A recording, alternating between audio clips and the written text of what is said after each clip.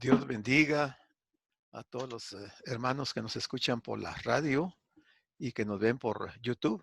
Reciban un saludo de parte de Iglesia Puerta de Esperanza, que está ubicada en San Lucas, Zacatepeques. Eh, esta mañana tenemos dos enseñanzas muy interesantes, muy importantes, y queremos compartirlas también con ustedes. Reciban un saludo de toda la congregación y damos gracias por sus vidas. Vamos entonces a escuchar unos himnos previo a tener nuestra primera enseñanza.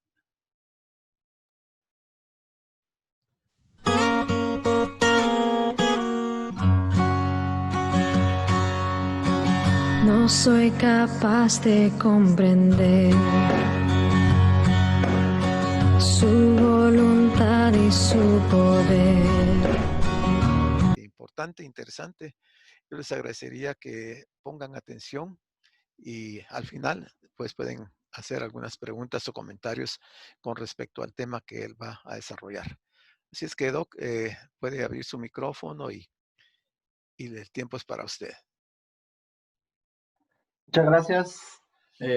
Buenos días a todos y qué bueno poder compartir. Hoy tenemos una lección de las lecciones de escuela dominical.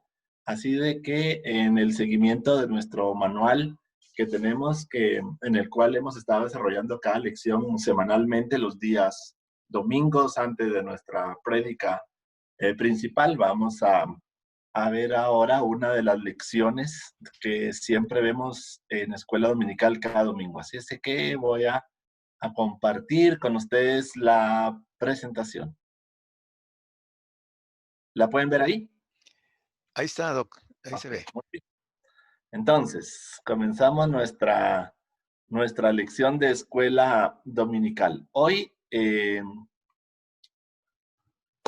nuestra lección está, el título de la lección es Dios defiende al pueblo que confía en él. Eso dice esta lección. Y miren lo interesante. Porque Dios siempre ha defendido a su pueblo. Dios siempre ha entrado al rescate de su pueblo. Porque es su amor y por su misericordia y porque también Dios lo ha prometido a su pueblo. Entonces, esta es una lección interesante porque aunque el pueblo de Dios pase por dificultades diferentes, difíciles, complejas, que traen angustias, aflicciones, problemas, cargas, necesidades, etcétera, Dios siempre va a intervenir de una forma sobrenatural en defensa de los suyos. Siempre va a ser así.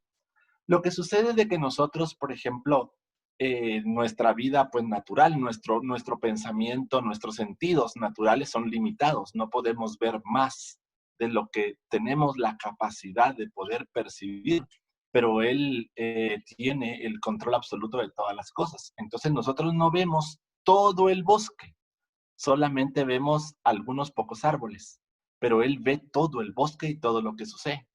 Entonces, allí es donde realmente va a intervenir Dios en favor nuestro. Él les dijo, no tengas miedo porque más son los que están con nosotros que los que están con ellos. Así es de que hoy vamos a estar leyendo el libro de Segunda de Reyes, capítulo 6, del verso 8 al verso 23. Ese es nuestro texto para esta lección de escuela dominical de hoy. Entonces dice Segunda de Reyes. Tenía el rey de Siria guerra contra Israel y consultando con sus siervos dijo, en tal y tal lugar estará mi campamento. Y el varón de Dios envió a decir al rey de Israel, mira que no pases por tal lugar porque los sirios van allí. Entonces el rey de Israel envió a aquel lugar que el varón de Dios había dicho. Y así lo hizo una y otra vez con el fin de cuidarse. Y el corazón del rey de Siria se turbó por esto. Y llamando a sus siervos les dijo, ¿no me declararéis vosotros quién de los nuestros es el rey de Israel? Entonces uno de los siervos dijo, no, señor mío, sino que el profeta Eliseo, está en Israel, el cual declara al rey de Israel las palabras que tú hablas en tu cámara más secreta. Tu cámara más secreta eran sus pensamientos en su habitación. Cuando el rey de Siria tenía los pensamientos o sus planes para poder atacar a Israel, él obviamente en su habitación, allí, él comenzaba a pensar. Entonces cuando dice aquí, tú hablas en tu cámara más secreta, se refiere a sus pensamientos o a sus planes o a sus proyectos para atacar a Israel, pero en su dormitorio, en su cámara más secreta, a eso se refiere. Y él dijo, id y mirad dónde está para que yo envíe a aprenderlo. Y le fue dicho, he aquí que él está en Dotán. Entonces envió el rey allá gente de a caballo y carros y un gran ejército, los cuales vinieron de noche y sitiaron la ciudad. No vienen de día, ellos vienen de noche. Y se levantó la mañana y salió el que servía al varón de Dios.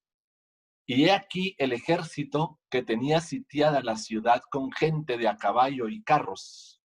Entonces su criado le dijo, ah, señor mío, ¿qué haremos? Este es el criado de Eliseo.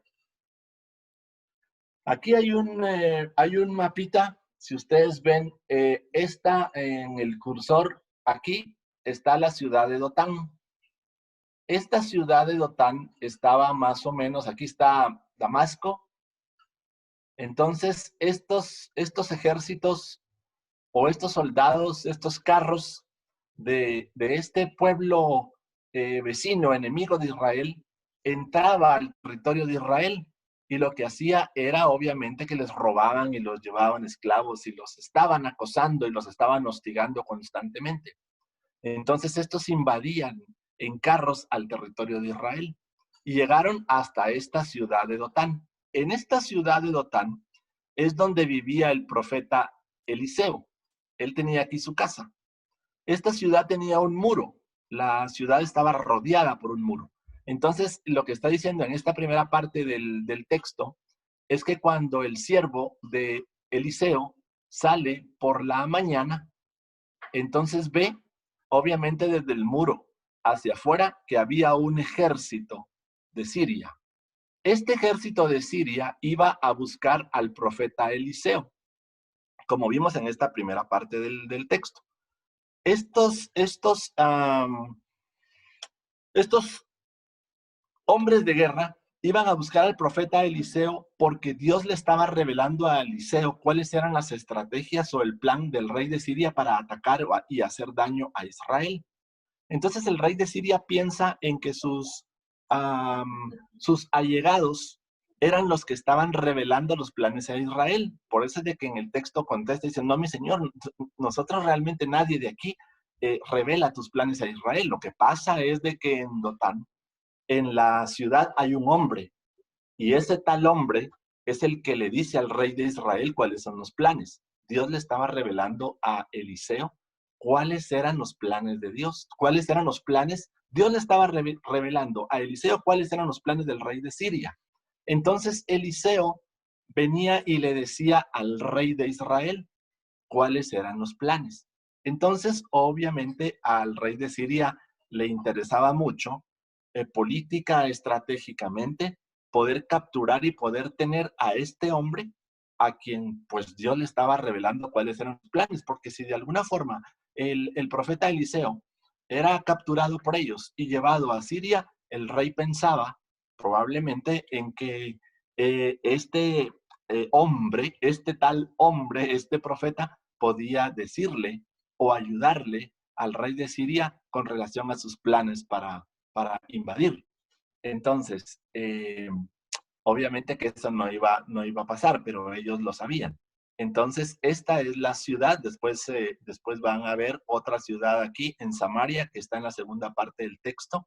Miren, entre Dotán y Samaria hay 15 kilómetros. La distancia aquí, 15 kilómetros. Y estos soldados habían entrado desde donde venían aquí hasta aquí, 40 kilómetros. Entonces, para llegar a Dotán, de donde venían estos hombres de guerra sirios, habían recorrido 40 kilómetros. Ahora van a ver que entre este Dotán y Samaria va a haber otro aspecto muy interesante en donde tienen que recorrer todavía más. Bueno, entonces, él le dijo, no tengas miedo porque más son los que están con nosotros que los que están con ellos. Aquí le está respondiendo el profeta Eliseo a su siervo. Y oró Eliseo y dijo, te ruego, oh Jehová, que abras sus ojos, los ojos del criado, que abras sus ojos para que vea. Entonces Jehová abrió los ojos del criado y miró, y he aquí que el monte estaba lleno de gente de a caballo y de carros de fuego alrededor de Eliseo. Y luego que los sirios descendieron a él, oró Eliseo a Jehová y dijo, te ruego que hieras con ceguera a esta gente, a los soldados, a los carros. Y los hirió con ceguera, conforme a la petición de Eliseo. Después les dijo Eliseo, no es este el camino, ni es esta la ciudad. Seguidme, y yo os guiaré al hombre que buscáis. El hombre que buscáis era Eliseo. A eso iban los sirios. Y los guió a Samaria, 15 kilómetros de distancia de Dotán, donde vivía él.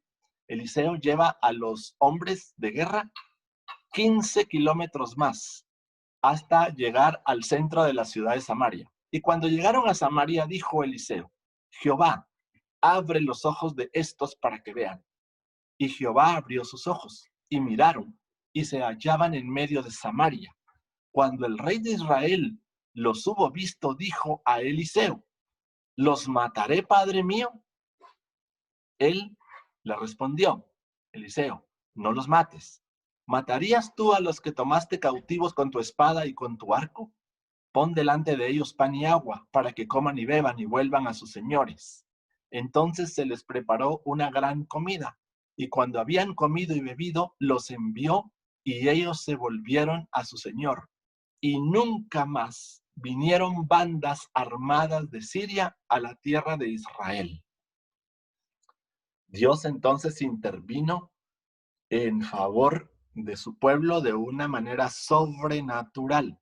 Eso es lo difícil para nosotros, como seres humanos, tratar a veces de comprender muchas cosas, porque nosotros no tenemos la capacidad natural de poder ver lo que nuestro Dios sí puede hacer y Él tiene planeado hacer.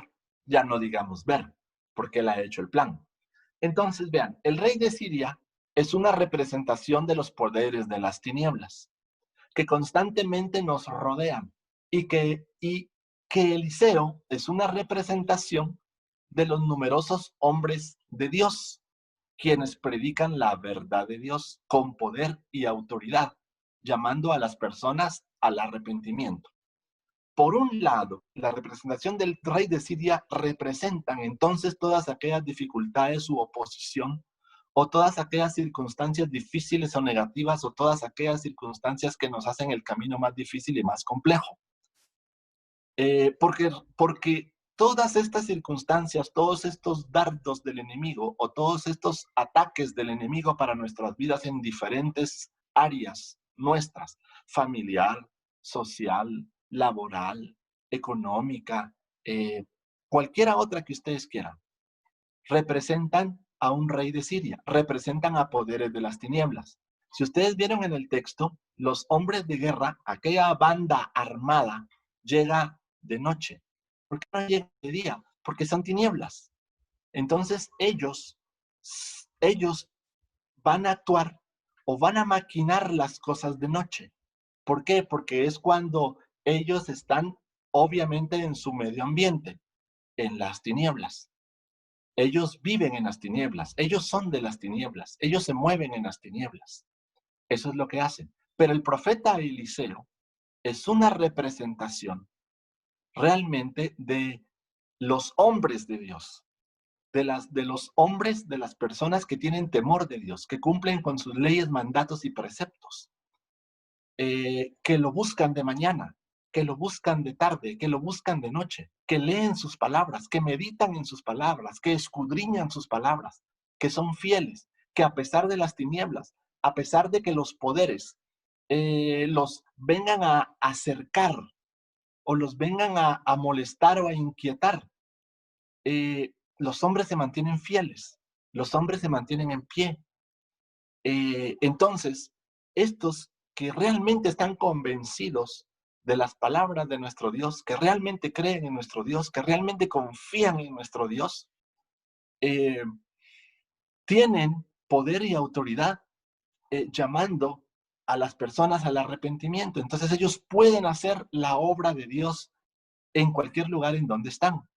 Entonces, el rey de Siria y todas las circunstancias difíciles o ajenas de las tinieblas vienen y acosan y hostigan. Pero Eliseo, la representación, dijimos, de los hombres de Dios, se mantiene firme y se mantiene en pie. El oficio de los profetas y pastores no es confabularse con el gobierno de turno, sino anunciar los movimientos y planes del maligno. Lo que está diciendo en ese texto que leímos, en su interpretación, entre muchos otros aspectos más, es que realmente el profeta Eliseo no estaba literalmente ayudando al rey de Israel como tal, sino lo que estaba haciendo el profeta Eliseo era revelar el plan malvado o malévolo del rey de Siria en contra de su pueblo Israel. Entonces, como el profeta Eliseo recibía de Dios el mensaje, la información y los planes perversos, él iba con el rey para decírselo. Pero no es que él estuviera literalmente a favor del gobierno o a favor del rey, sino que era el portavoz, era el mensajero de Dios para anunciar al rey las malas intenciones de las tinieblas para con su pueblo. Ese era el punto. Entonces, el oficio de los profetas y pastores no es confabularse con el gobierno de turno, sino anunciar los movimientos y planes del maligno. Necesitamos hombres y mujeres de Dios que no hablen tanto con las gentes del mundo, sino con Dios que sabe todas las cosas. Entonces nosotros no tenemos que buscar tanto realmente las respuestas o las explicaciones en las gentes del mundo, sino entrar a la presencia de Dios y conocer cuál es su respuesta, qué es lo que Él quiere.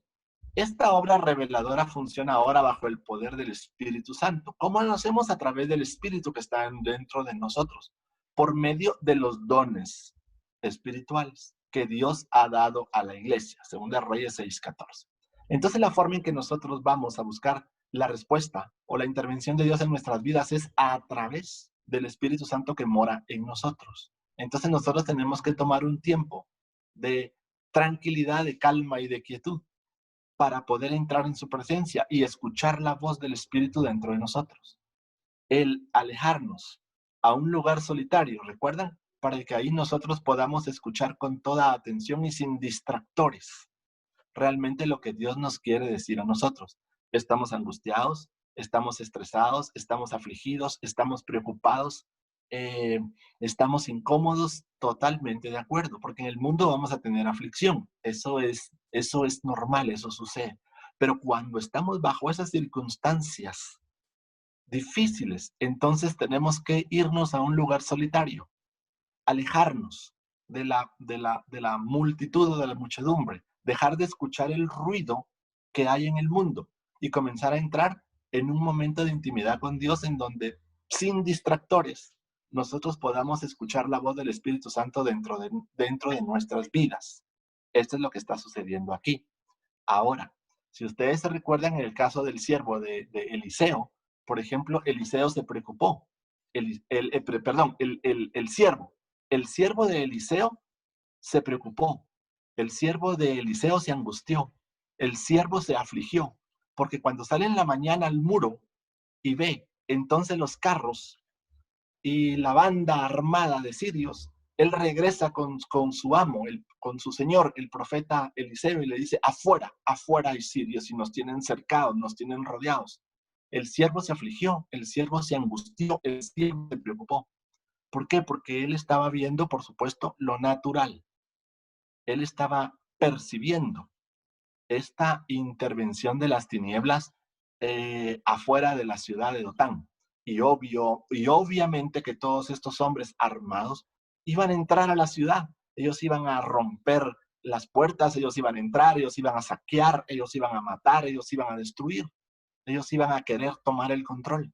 Entonces el siervo se asusta, se aflige, se angustia cuando ve a todos estos armados afuera. Pero Eliseo se mantiene en pie.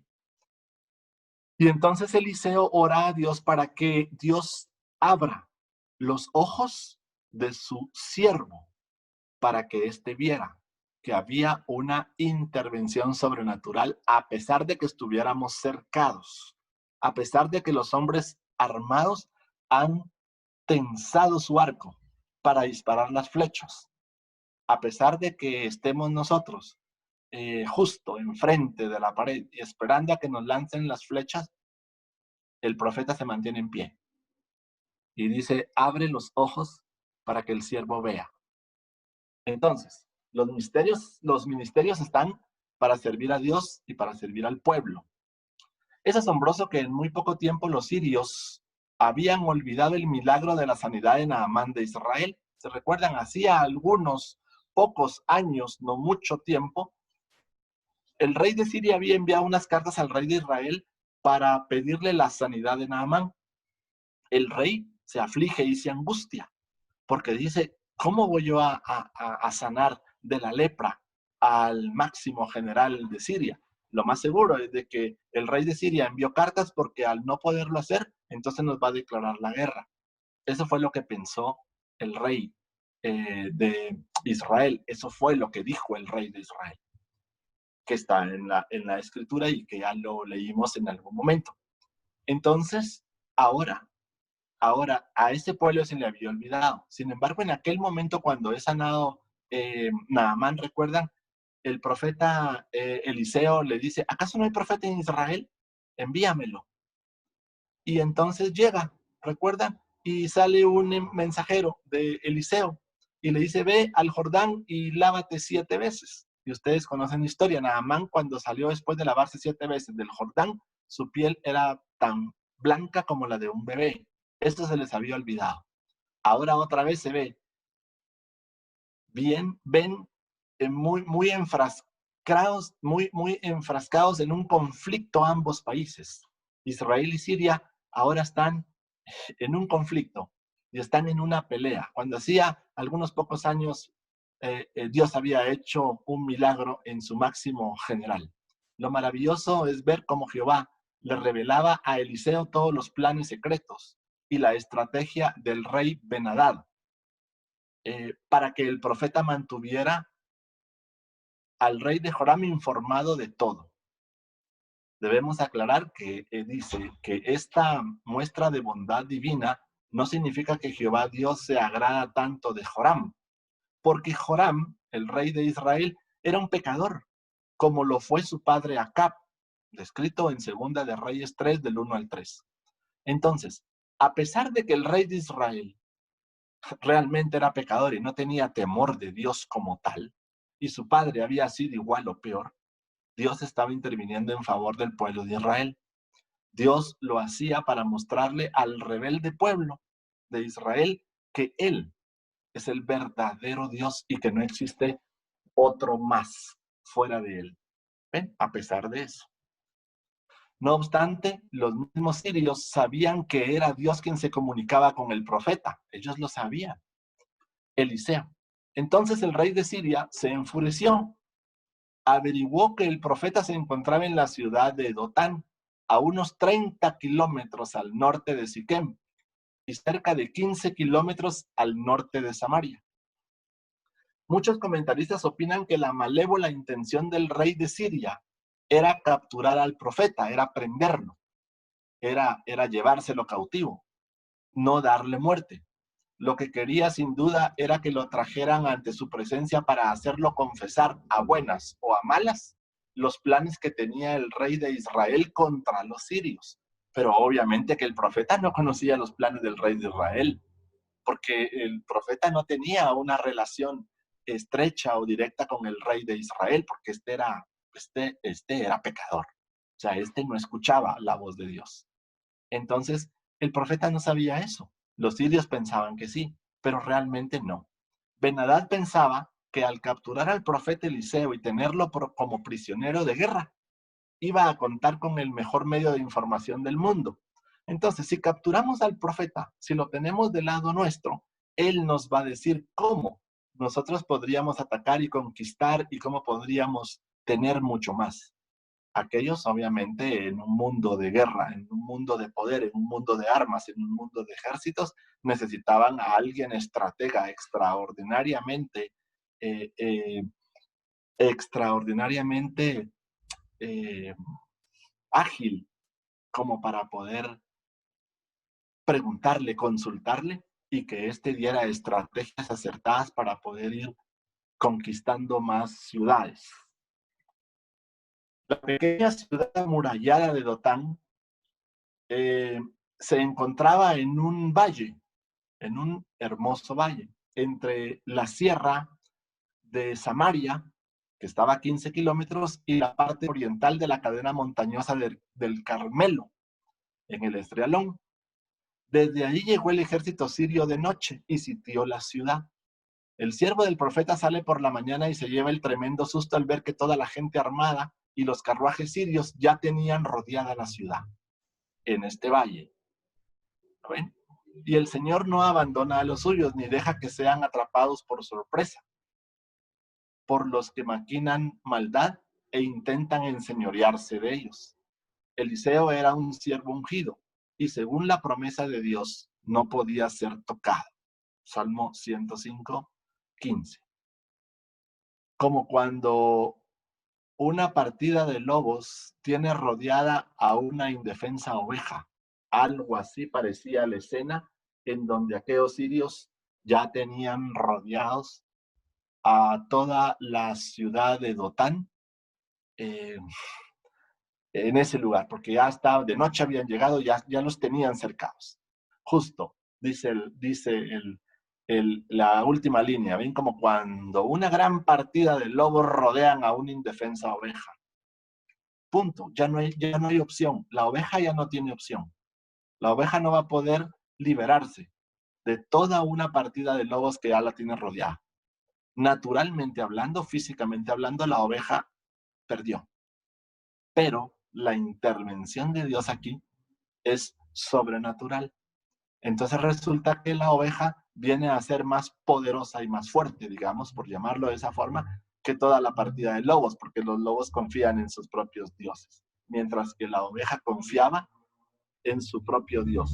Es una forma de decir, por ejemplo, que aquel indefenso, el que no tiene, el que no puede, el que tiene pocas oportunidades, pero si tiene al Señor en su corazón y confía verdaderamente, Dios va a intervenir. Dios va a venir en su favor. Entonces el profeta, confiando en lo que su Dios les había mostrado, hizo una oración especial, descrita en 2 de Reyes 6:17. Frente a la ciudad, al lado oriental, hay un monte muy elevado.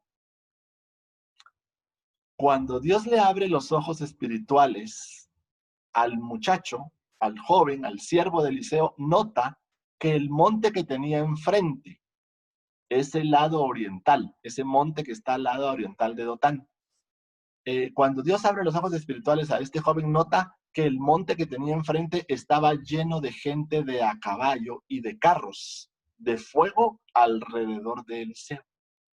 El siervo entonces personifica el miedo y la desesperación que viene cuando uno depende exclusivamente del juicio humano y su sentido común. Mientras que Eliseo personifica la confianza que nace de la fe genuina, cuando se depende del poder de Dios. Entonces nosotros podemos tener o podemos estar en la posición de un siervo cuando nosotros vemos realmente con desesperación lo que sucede a nuestro alrededor, cuando lo vemos con miedo. O podemos estar en la posición del profeta, cuando nosotros confiamos y tenemos una fe genuina que realmente depende del poder de Dios. Depende cómo nosotros lo veamos. Depende, a pesar de cómo lo veamos, en qué lugar estemos en pie. O estamos en un territorio, aquí es una figura, o estamos parados en el territorio o en la parte del siervo con miedo y desesperación, o estamos en pie en el territorio o en la parte del profeta, con la confianza y con la fe. Depende qué queremos nosotros, depende de dónde querramos ponernos. Nos han cercado, nuestros enemigos se han levantado, nuestros enemigos mueven la cabeza y se burlan y se ríen. Nuestros enemigos vienen con nosotros con armas, con carros, vienen con espadas, vienen con flechas, pero nosotros tenemos la confianza y nuestra fe genuina depende de Dios. O bien nos da miedo y nos desesperamos. Depende en dónde nosotros queremos estar en pie. ¿Podemos tener miedo y podemos estar desesperados? Por supuesto que sí, pero no nos vamos a quedar allí, sino nos vamos a pasar al lugar de el profeta, de la confianza y de la fe. Podemos tener miedo, ese no es el problema, y podemos estar desesperados, ese tampoco es el problema.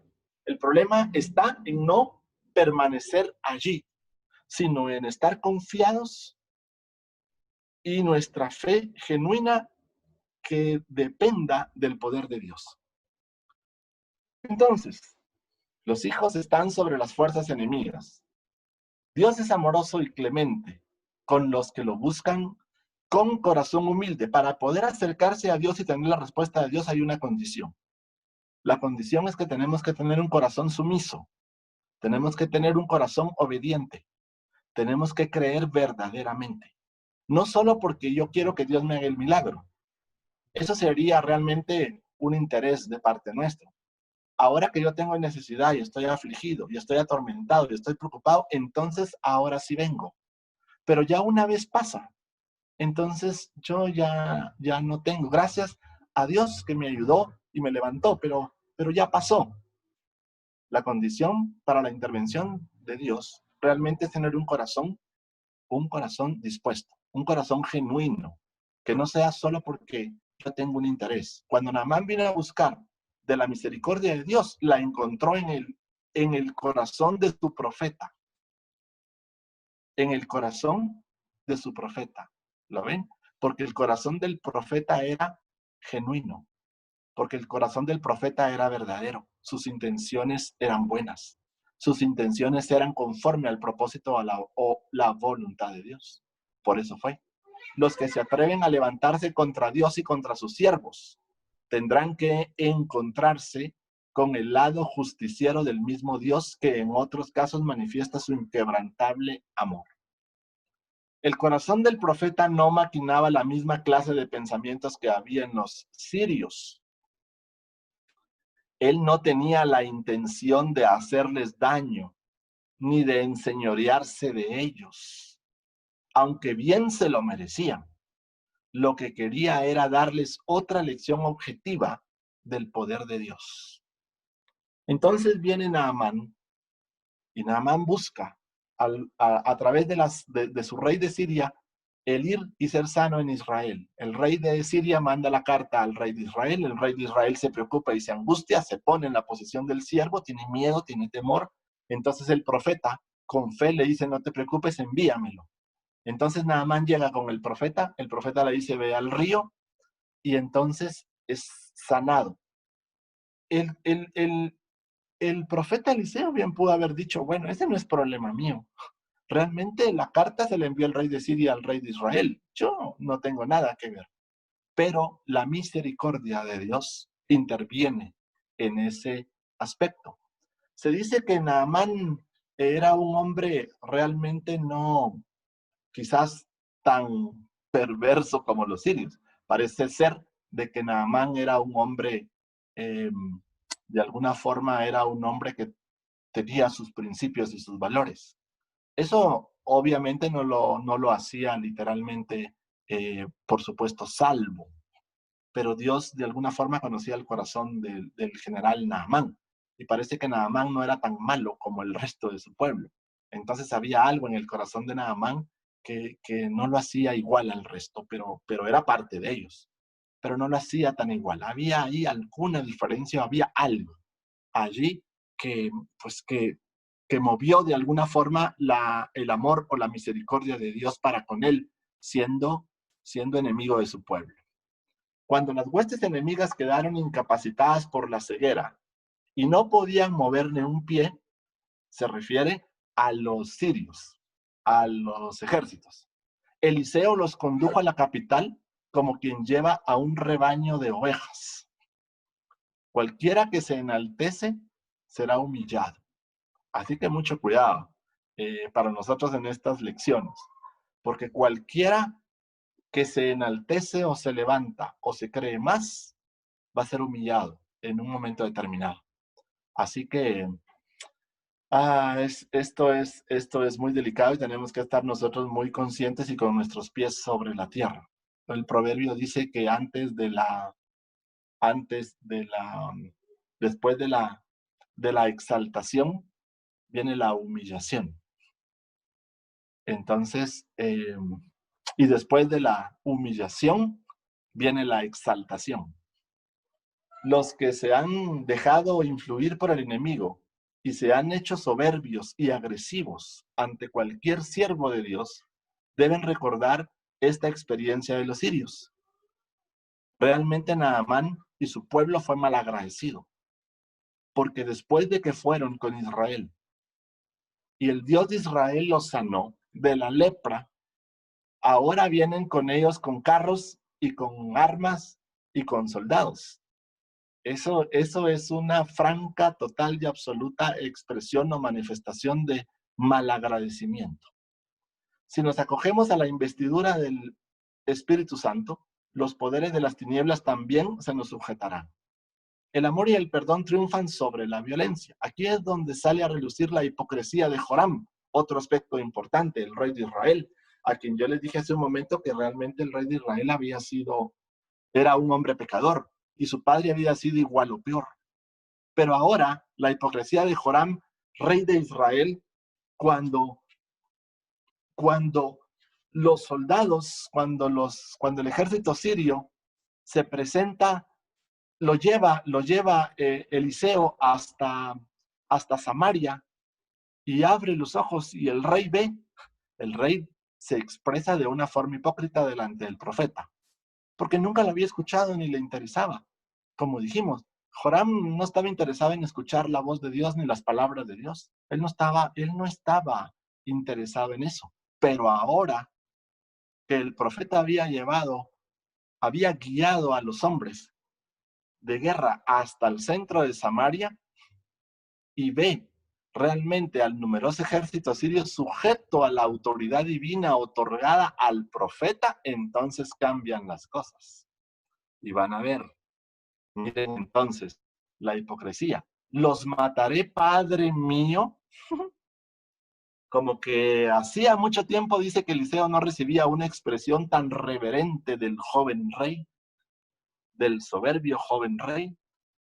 El joven rey siempre había sido soberbio, necio, terco, rebelde. Había cerrado sus oídos a las leyes, mandatos y preceptos, exactamente como lo hizo su padre.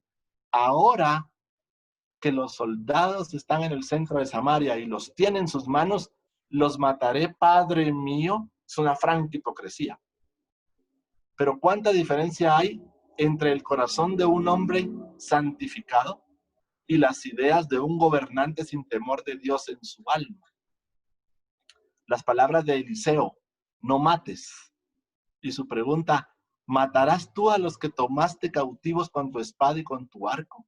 La orden de darles de comer y beber para luego enviarlos vivos a sus señores era algo que nadie estaba esperando. Lo más seguro aquí era, los mataré, Padre mío, mátalos si son tus enemigos. Los tienes en tu mano, hoy es el momento. Muy parecido.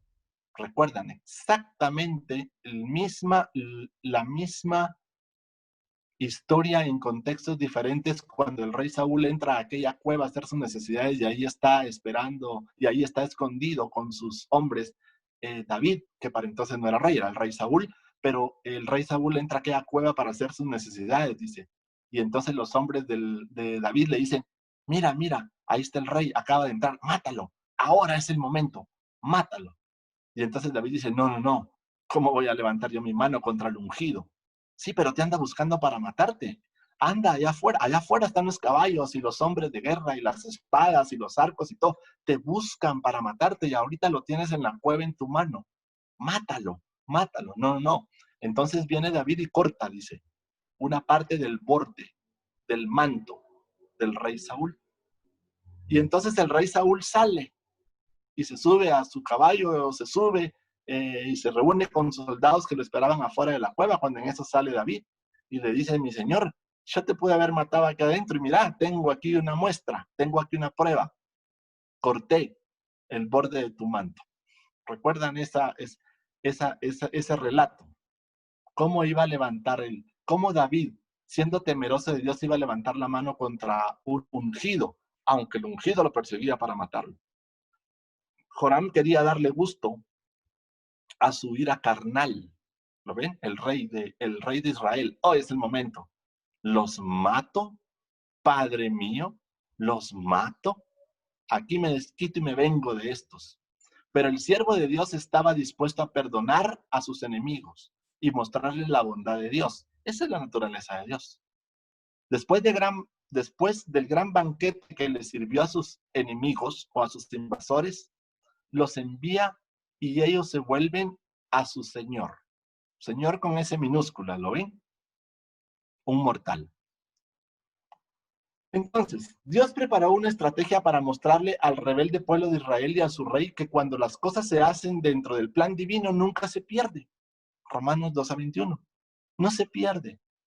Pareciera entonces que Israel perdió la oportunidad de matar o de vengarse de sus enemigos. La verdad es que no. No, porque ese no era el plan de Dios, ese no era el propósito de Dios. Dios lo que quería era mostrarles nuevamente su misericordia y su bondad, así como lo había hecho cuando le sanó al general Naamán. El profeta Eliseo, bajo la dirección de Dios, era más poderoso y más útil para su pueblo que todo el ejército del rey de Israel. El rey de Israel podía tener ejércitos, espadas, carros, armas, hombres, pero realmente no eran tan poderosos en relación a aquel profeta a quien Dios dirigía. Este hombre era más poderoso. Joás, que reinó en Israel muchos años más tarde, dijo, cuando murió el profeta Eliseo, Padre mío, carro de Israel y su gente de a caballo, le dijo. Un siervo que ora y sirve fielmente al Señor, es más poderoso que cualquier ejército, porque tiene el discernimiento espiritual, porque puede ver lo que los demás no pueden ver, porque pueden escuchar lo que los demás no pueden escuchar, porque pueden sentir lo que los demás no pueden sentir. Mientras que los demás pueden sentir, ver, escuchar cosas eminentemente naturales. Estos hombres pueden sentir, oír, percibir cosas sobrenaturales. Mientras que las cosas naturales son superfluas. Las cosas que se perciben naturalmente son temporales. No son literalmente para siempre, mientras que las cosas espirituales permanecen.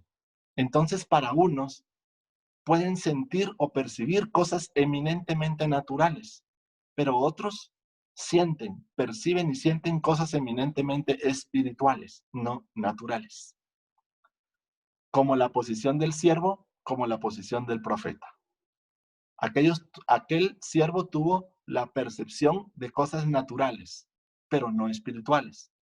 Mientras que el profeta tuvo la percepción tanto de cosas naturales como espirituales, pero predominan las espirituales.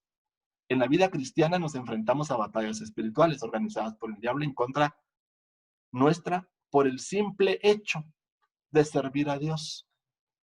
Si usted sirve a Dios, seguro va a tener batallas espirituales. Si realmente usted lo sirve con su corazón, usted va a tener batallas espirituales. Seguro que sí. Por eso. Entonces, eso va a suceder. Vamos a tener temor, vamos a tener miedo, vamos a tener angustia, vamos a tener aflicción. Esas son nuestras batallas espirituales, porque servimos a Dios. Pero realmente nuestra posición va a ser como la del profeta. Puedo ver las cosas naturales, pero puedo ver las cosas sobrenaturales, porque Dios nos está mostrando o revelando a través de su espíritu o a través también, por supuesto, de su palabra. Las promesas de la palabra nos anima a no desistir ni retroceder cuando estamos rodeados de los enemigos. Si ustedes están rodeados de sus enemigos, cercados por sus enemigos, atormentados por sus enemigos, afligidos por sus enemigos, si ustedes están siendo molestados por sus enemigos, están rodeados, están cercados, también en los salmos, David hace mención, por supuesto, a mis enemigos se han levantado, mis enemigos se burlan, mis enemigos se ríen, mis enemigos han levantado la espada, han levantado el arco, han tensado el arco, han lanzado flechas, por supuesto. Anima a no desistir ni retroceder a pesar de esas circunstancias. Israel se benefició de todo, porque nunca más vinieron bandas armadas de Siria a la tierra de Israel, dice en el verso 23. Después de que pasó esta gran comida y se fueron saciados los hombres de guerra, estos ya no volvieron a regresar más. Que los sirios tuvieran guerra contra Israel a pocos años que Naamán fuera limpio de su lepra, dijimos, era una demostración de ser mal agradecidos, como lo son, obviamente, los hombres del mundo. Los hombres del mundo son mal agradecidos. Es su naturaleza. Es su naturaleza. Así son ellos. Y van a seguir siendo así, a no ser que estos se vuelvan de sus caminos y se conviertan. Pero si estos no lo hacen, van a seguir siendo mal agradecidos. La gracia del perdón y las muestras de misericordia pueden producir mejores resultados que la venganza y el rencor. Hay una anécdota que yo no sé si la he compartido en algún momento con ustedes, en donde un hombre realmente está sentado a la orilla de un río y entonces está viendo el agua correr por el río. Pero en ese río él ve que hay un alacrán y el alacrán se quiere cruzar el río, pero cuando el alacrán se sube en las piedras para poder cruzar el río, una de las patas del alacrán se queda atrapada entre dos piedras y no puede seguir avanzando porque se quedó trabado ahí, se quedó atrapado ahí. Pero comienza el agua a ir subiendo su nivel porque el río va creciendo poco a poco, viene una mayor corriente de agua. Entonces el hombre trata de ayudar al alacrán para destrabarlo de donde estaba atrapado entre las rocas. Pero cada vez que el hombre acercaba la mano para tratar de ayudar al alacrán, el alacrán venía y trataba de picarlo. Entonces el hombre movía la mano muy rápido para no ser picado por el alacrán. Entonces se acerca un muchacho y ve lo que está sucediendo.